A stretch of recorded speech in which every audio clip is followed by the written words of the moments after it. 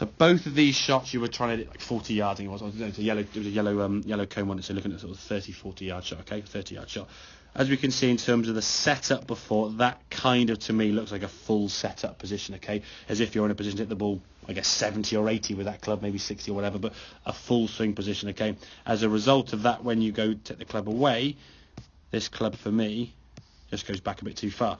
When we got the stance a little bit narrower, you got yourself basically left of the golf ball as we look right off to your left. Your club now is going to want to bottom out here. Your backswing now when it goes back is a little bit shorter.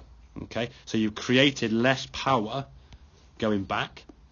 Then when you come through the golf ball, as you hit the golf ball in, now it's almost like you're trying to sort of take power off by stopping the hands and the arms.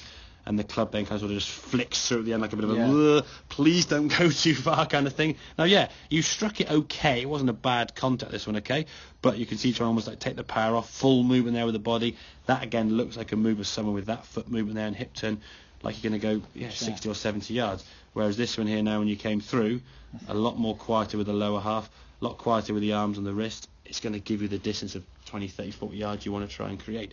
So by pre-setting into a short shot setup, as opposed to a long shot setup where you're full length the shaft, full width the stance, full grip and so on, a full distance, you're a lot narrower, shorter club. You're just making things smaller. I mean, think of it logically. If you were going to throw a ball as far as you could, you'd have the biggest, widest stance hand back here.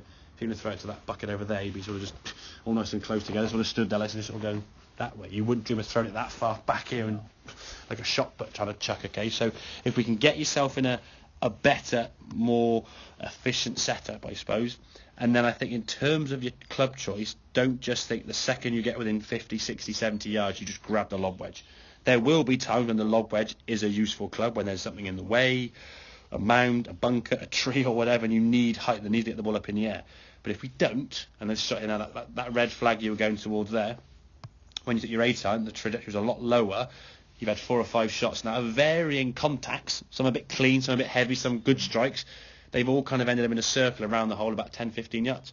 Whereas with a lob wedge, those variety of strikes would be yellow cone, 70 yards further. It'd just be a complete mishmash and stuff. And that thing. So your goal really, as I say, every time you get within, we'll say 50, 60 yards as a number. If you're 62, okay, we'll give you 60. But yeah, roughly around that sort of non-full shot range, should we call it.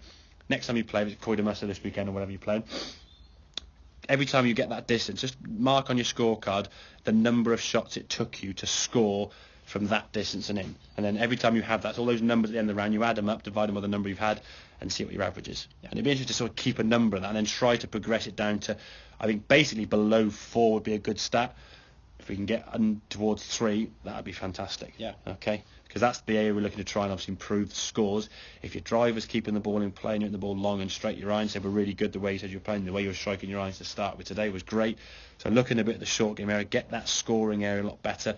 You can waste a lot of shots around the green, as you said, if you're duffing chips, thinning them, fattening them off the back of the green, losing control.